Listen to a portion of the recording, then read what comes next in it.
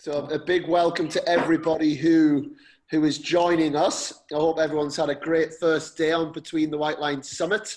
I'm joined today by Javier Palanque and also Gregory Gettinger, who have been two of our keynote speakers today. So, and also Mark Jeffrey is with us as well. So a big welcome to you guys. And to you first, Javier, how's the first day gone? How's it been from your side?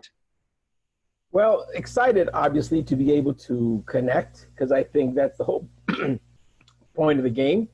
And so I'm happy that there's a global audience for it, because I believe there's a global need for it. And that need is to be working together in a collaborative fashion. And I suppose, and sticking with you, Javier, for a minute, Gregory, I promise I'll bring you in. You can have your drink until I bring you in. But how did this all start? You know, what's the real source of this movement that you've been such a big part of? You know, and so many coaches and so many people are starting to get on board with this. Where did it all start? Well, I come from Bolivia, and Bolivia is a very poor place. But in Bolivia, there's wealthy people and there's poor people. A few people are wealthy, the rest are poor. I happen to be one of those lucky ones. And when I came to America, I started seeing that every high school had tennis courts. Every park had tennis courts, beautiful basketball courts, soccer fields, and all these things, and they weren't used. And so coming from a third world country where you wish you could have all these things, so you could actually go and you would work for free just to be able to use a facility, here, all these facilities are underused and nobody goes to them. And so this is something that I just can't square off. Yeah. And then when I try to get the right people involved, meaning the federation, and tell them this can't be, and I started looking at the numbers since I'm a consultant, nothing made sense. And that's basically the germ of it all. Then we started talking to different peoples in different parts of the world. And the truth is sometimes you could be done by being wealthy. And this is one particular thing that I just don't agree with. Yeah. And how bad of a state do you think tennis is in? You know, how low is it? Are we in danger of the sport moving in completely the wrong direction? The right answer to that question is yes and no. And I don't mean to be a politician, but I would like to say the following. Tennis is a sport that society needs. Tennis is poorly marketed in my point of view.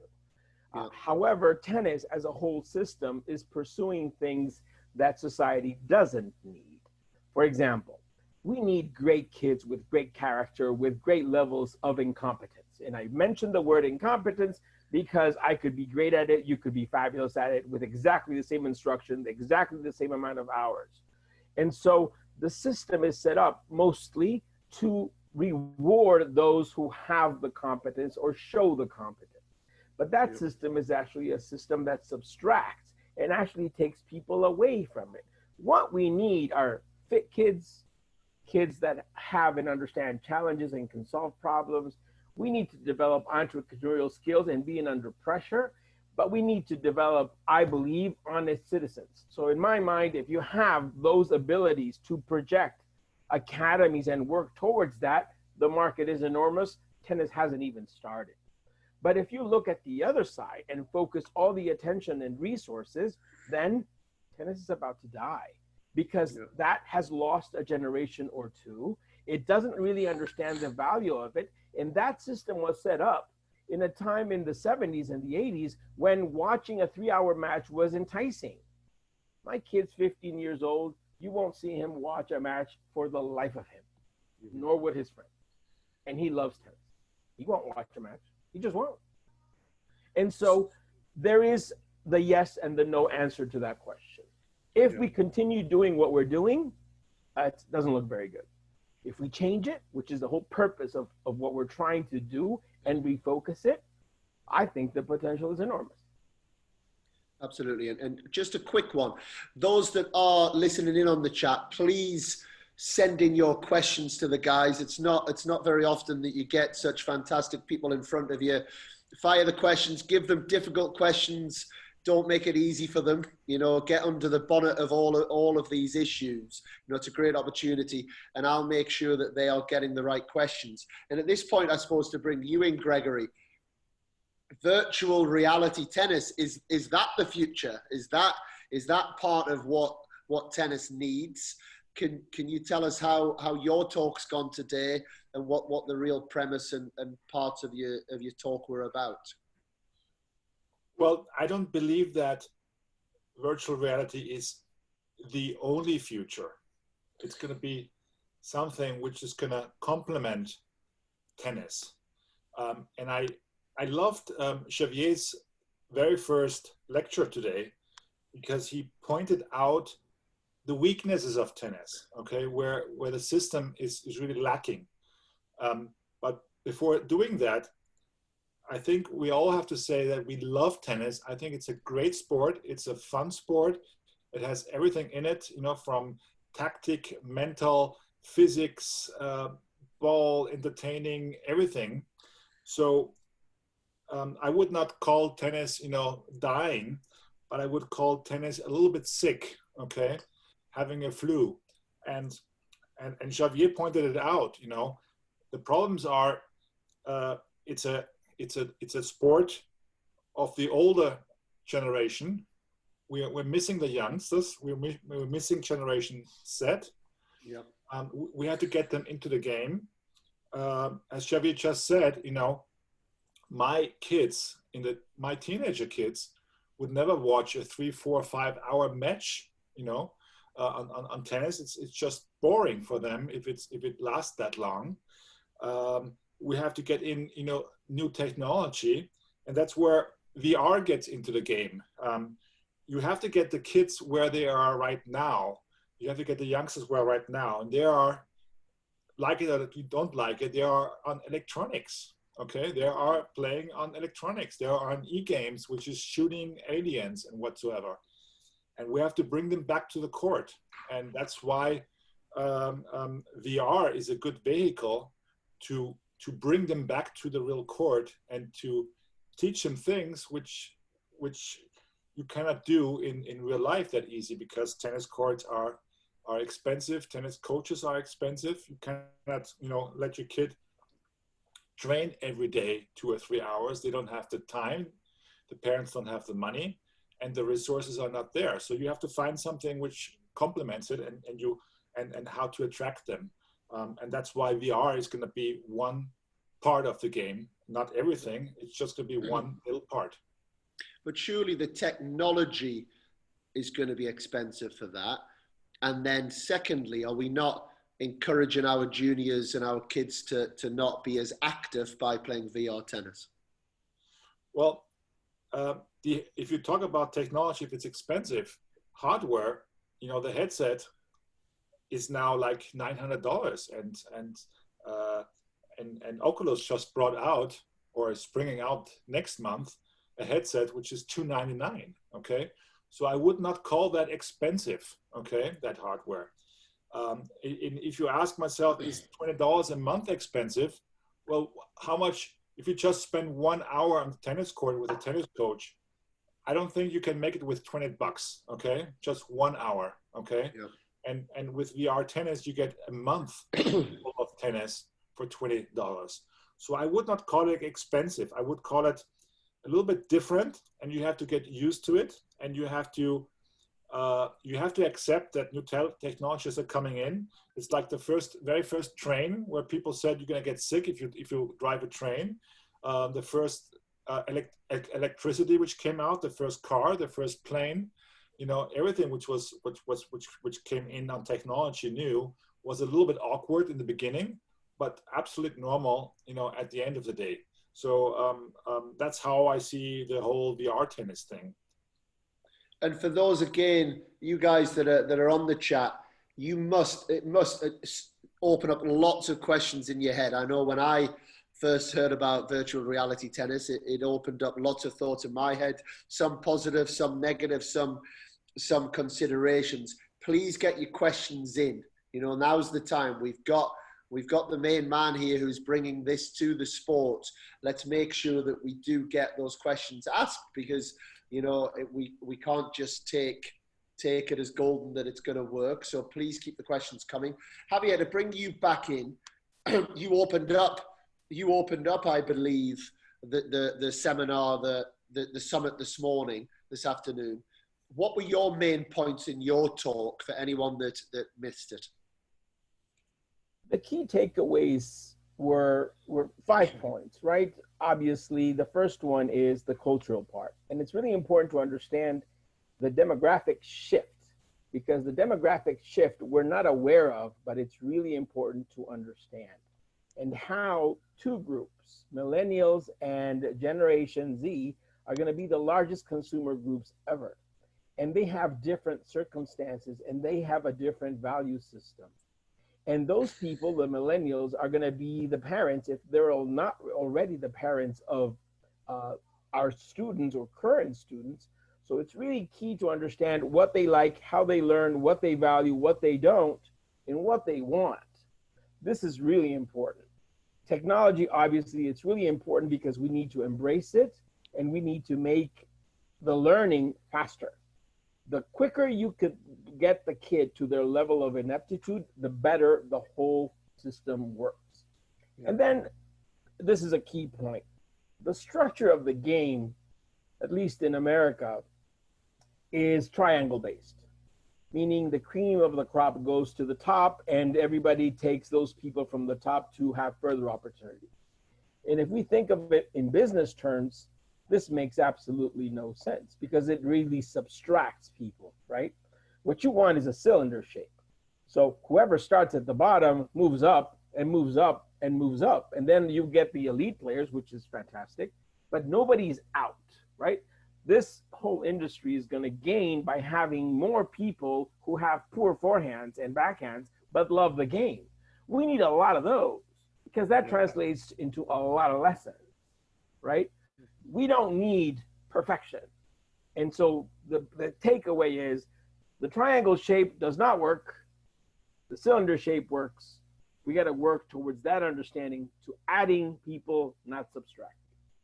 Very good. And I don't know if you guys have just listened to Valerie Condos Fields, but again, I was fortunate enough to have her on the podcast that we ran last week. And it's a fantastic talk that she does, and she very much talks about how, you know, winning isn't necessarily equal to success, you know. And so and I guess for you first, Gregory, what are in our sport, what are the success measures that we need to have in our sport other than just winning and creating champions on the court?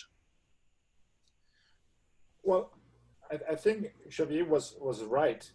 We have to get a far broader target audience into tennis.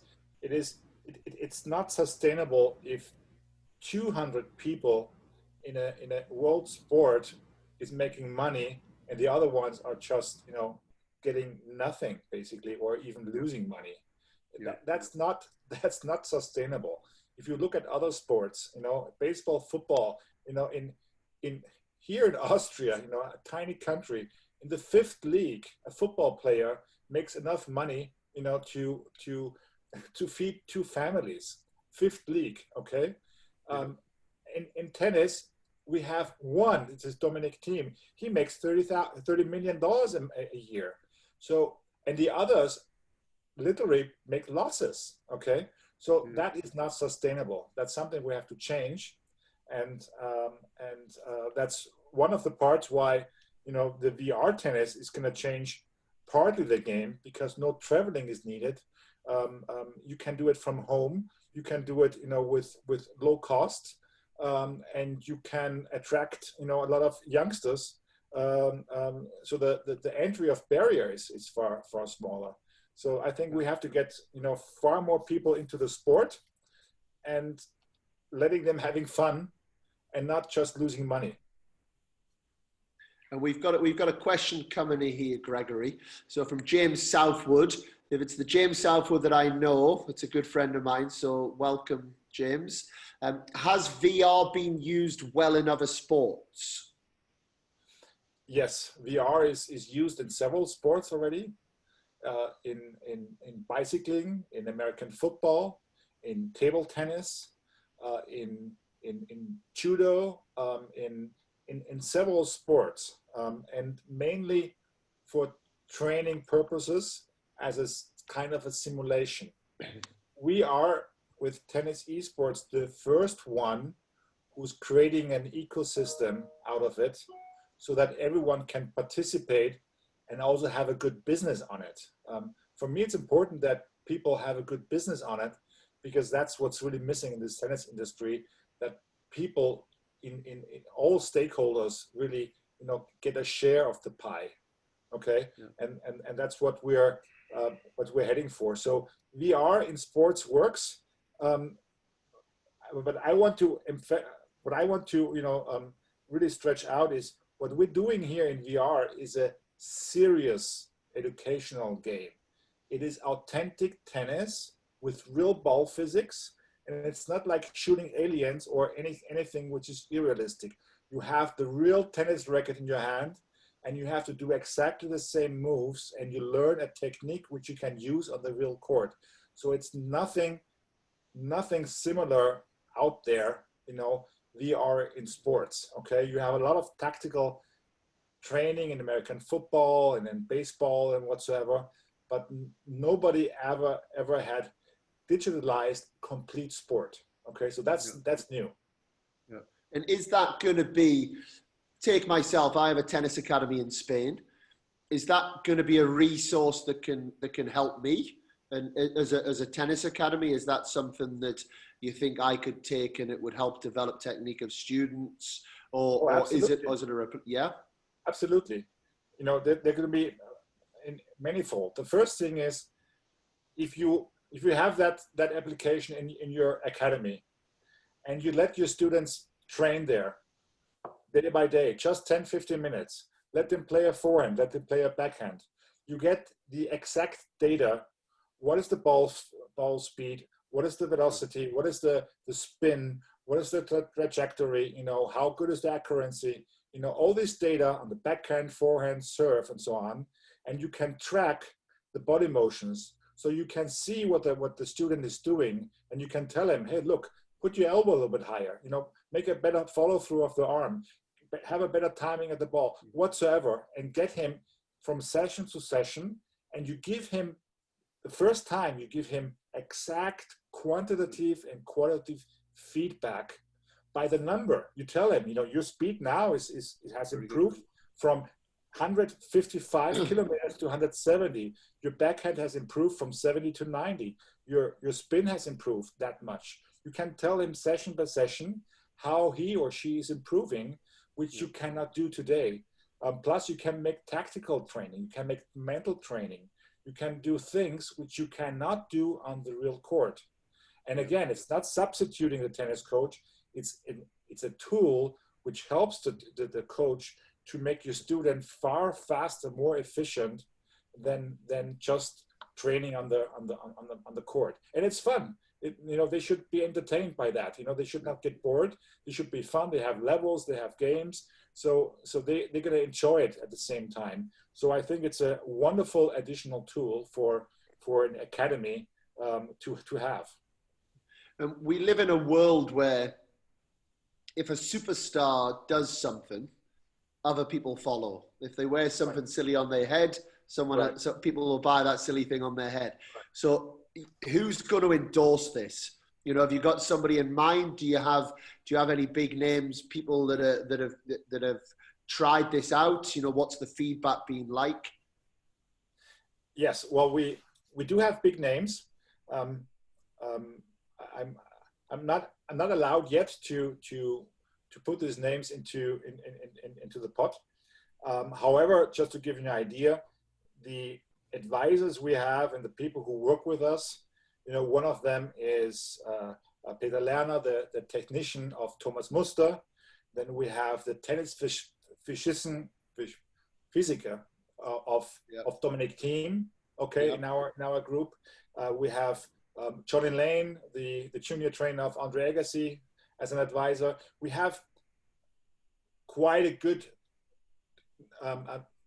team of advisors from the tennis industry, and we will have big names too. But I don't want to actually head too much just for the big names. I want to get to the youngsters, to new audience, which tennis is missing today. You know, because they're all on electronics. I want to pick them up there, and most of them don't even know Dominic Thiem or these people. You know, they are in a different world. You maybe need to get somebody from what's that program that they all love. I can't believe I've forgotten it. They do the silly dances. All of the kids know it. It's terrible. I'm showing my age that I don't know what it is, but all of the kids play it. Maybe you need to get somebody from there. But yeah, I just think if you get somebody endorsing it, I think it could take off very fast. I was hoping I was going to get a Between the White Lines exclusive here, Gregory, but we couldn't quite get the exclusive mark. We'll work on that next time. Javier, I want to come to you in a minute, but we have another question coming through. Those listening, please ask the questions. I have millions of questions. When I've got people like this in front of me, I can ask questions all day because I'm so fascinated to get into their minds. But we do want to hear your questions as well. Another VR question, I think it's quite an emotive topic. How is the feel of the contact of the ball hitting the string simulated, or are we not at that level of technology yet? We are not at that technology level yet. What we are working on is that the tennis racket has a haptic feeling that when you hit the ball, that you feel that you're hitting the ball and you have the sound of where you're hitting the ball. So, you know, if you are an experienced tennis player, there's a different sound if you hit it on the sweet spot of the tennis racket or if you hit it on the edge, okay? So that sound is going to be implemented into the game and training, okay? The haptical feeling too. What you cannot do in virtual reality is having the power of the ball, you know, that physical feeling. That is not possible. Okay. Okay, good answer. Javier, to bring you back in, as we all know, we are in unprecedented times in a global pandemic. You know, this has now been going for 6 months. As a sport, as an industry, have we missed our opportunity the last 6 months, or have you seen enough things happen in the last 6 months to feel like the industry is ready to move forward in the right direction? I actually think the virus is a blessing in disguise because it has made people stop. Yep. It has made us take stock. It has actually forced a lot of people to find ways to do what was needed and was not done before, like what we're doing now, or the coaches communicating, or being forced to use the tools that were there available before. It's just that nobody used them. And so I think that's why this moment is really, really important to work together. So the effort becomes much more of an impact if everybody's pulling in the same direction. I think this moment could be a blessing in disguise and probably what the sport needed, which is stop. Look at what nobody wants to look at. Let's regroup and let's create a path for everybody's benefit. In the end, it's the kids, right? You do this for the kids because the kids eventually will become consumers and the consumers keep things moving. And we need to bring the age of the people that play the game to a way younger generation, and that's people under 40. Yeah, very good. And what are your thoughts on the PTPA that Novak Djokovic and Vasek Pospisil have been trying to bring together? Well, I actually think that is a fantastic thing to do. However, they are facing the 4 Grand Slams. The 4 Grand Slams control 60% of all the money in tennis, and they do whatever they want, right? And if anybody is hindering the growth of tennis, it is the Grand Slams. Because they really are after two things. First, creating the entertainment value using tennis. And a lot of people confuse these two terms. A lot of the people that go to the US Open don't play tennis. A lot of people that go to the Miami Open don't play tennis. The age, it doesn't matter what their age is if they don't play tennis. So those 2 weeks, in America at least, have very little significance to how many people are going to start playing tennis. The reason is, as I explained this morning, when you skip 2 generations and tennis is an anchor sport, like you said, nobody knows who Dominic Thiem is. Nobody does. And I'm not saying nobody, 0 people in the world. I'm not saying that. I'm saying the kids. If you ask the kids who Lena is, like, nobody knows. And that's the point. So they are putting their own revenue model at risk because they conflated the concept of tennis is growing because we have a lot of fans. No, it's not growing because it has a lot of fans, because those fans don't play tennis. There is a difference. Yeah. Thanks, Javier. We've got a couple of questions coming in. We got one here for Javier. So Between the White Lines is about bringing the private sector together so we become more able to be significant partners. Do you think the federations and the Power 7 will be excited or concerned? They make so much money, they don't care. They are, what I would say, incompetent by having resources. But going back to what happened, America's a great country, all the parks, no kids playing, all the resources in the world. It's stupid. There's one word to describe it. It's stupid.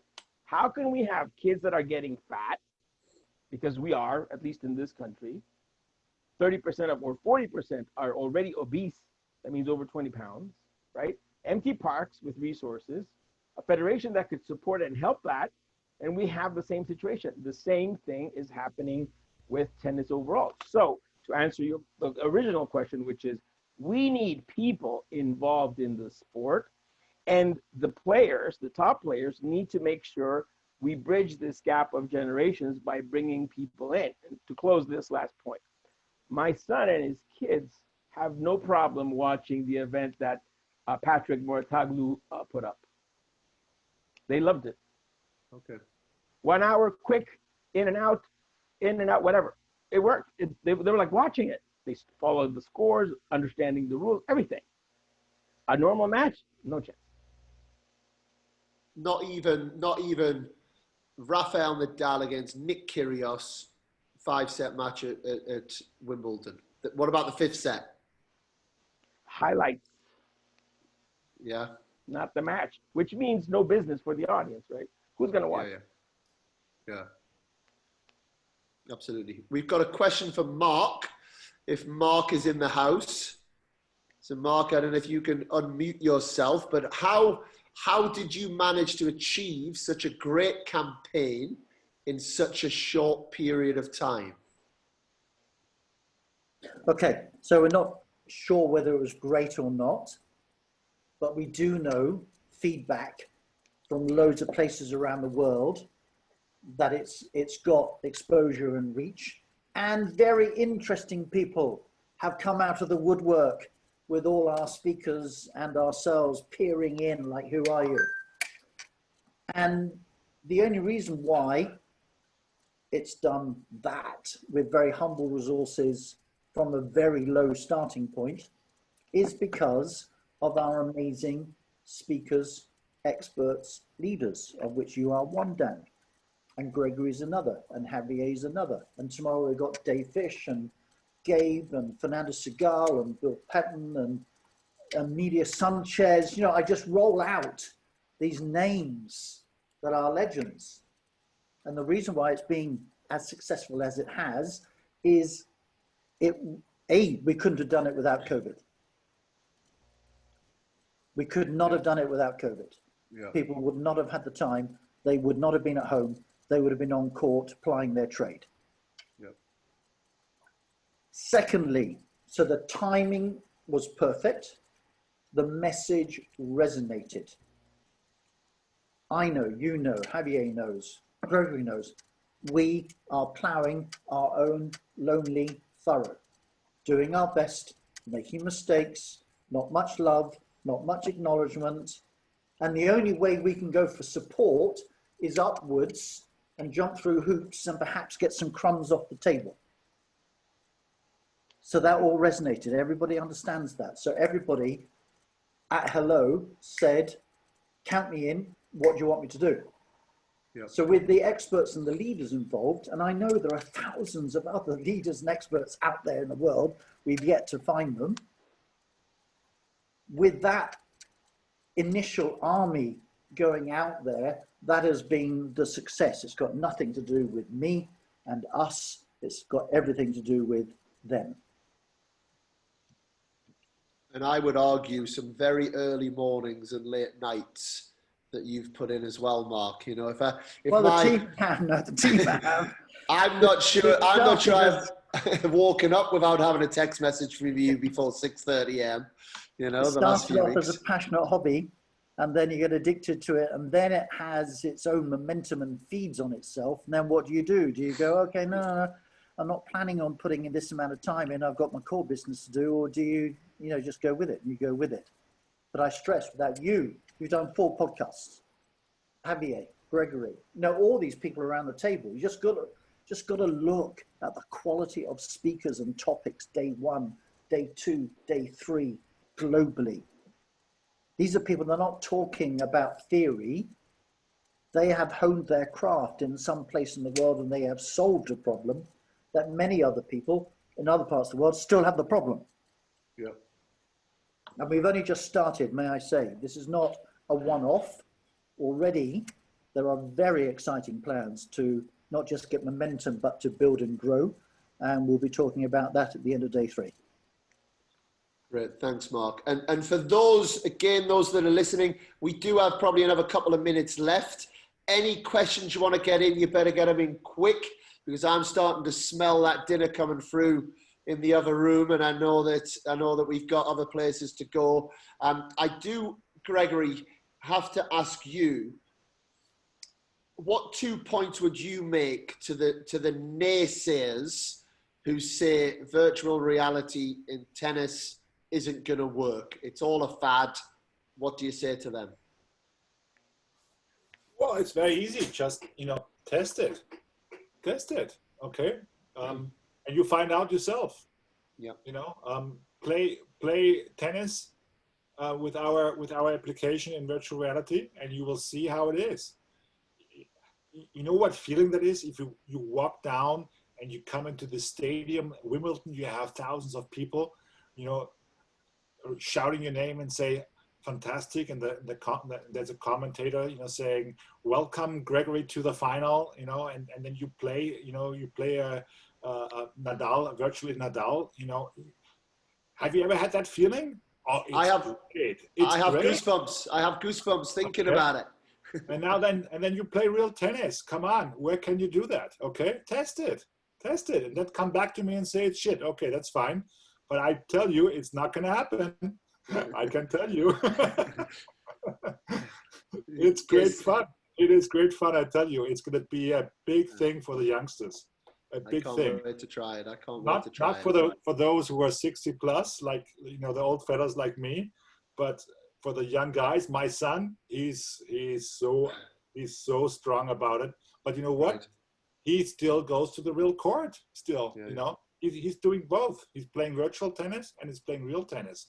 He's not just going on one side. I can't wait to give it a go, and it's just it fascinates me. I'm going to certainly be picking your brains even more on it after this. And Javier, for you, who are you looking forward to tomorrow, day 2? It's been a long day.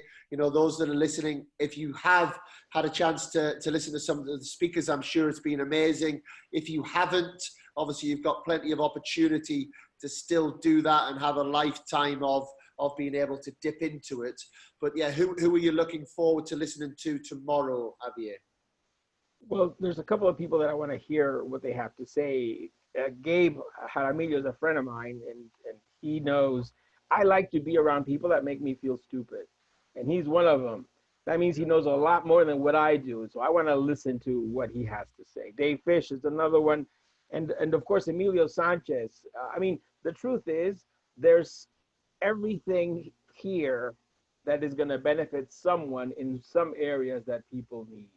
And it's reassuring to know that somebody else is doing something that could be so useful. The value of the experience is having to not learn through experience, but rather something that already works. Yeah, very good. And what about yourself, Gregory? Anyone that jumps to mind, anyone that you've got your eye on that you want to hear from over the next day or two? Well, Fernando Segal for sure is one of my favorites tomorrow.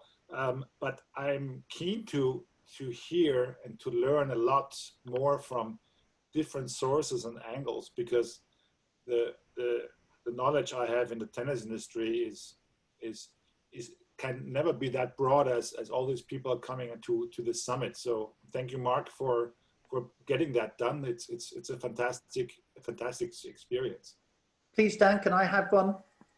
Absolutely, Mark.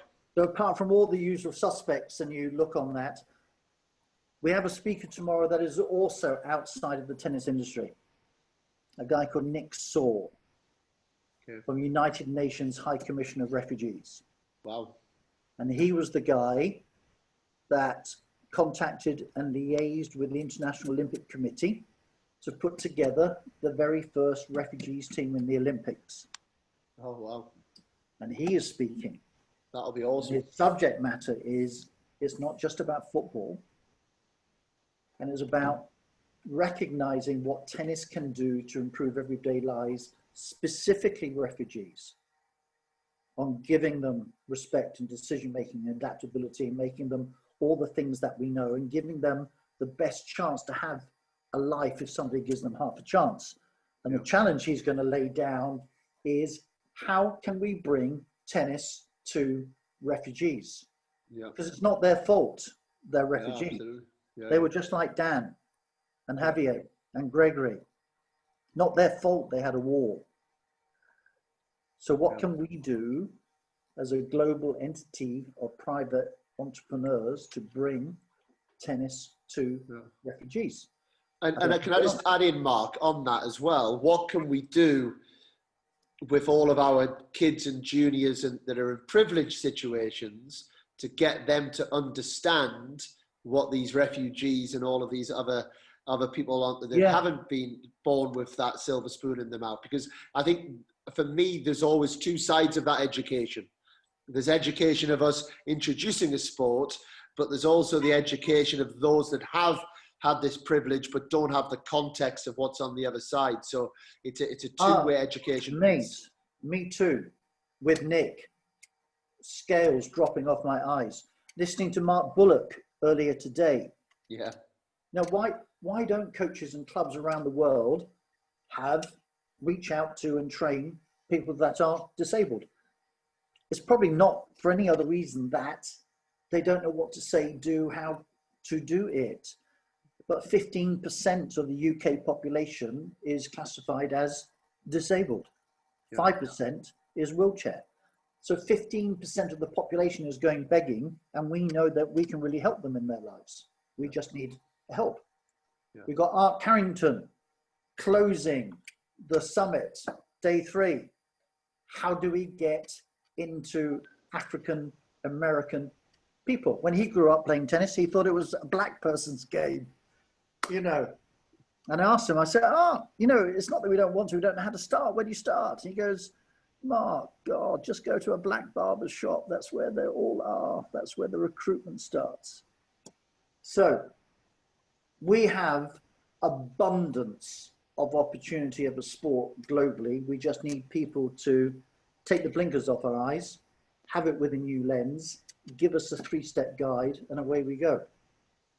Great. Well, we can't wait for the next couple of days. My last question to anybody who wants it, any of you can, anyone can put their hand up.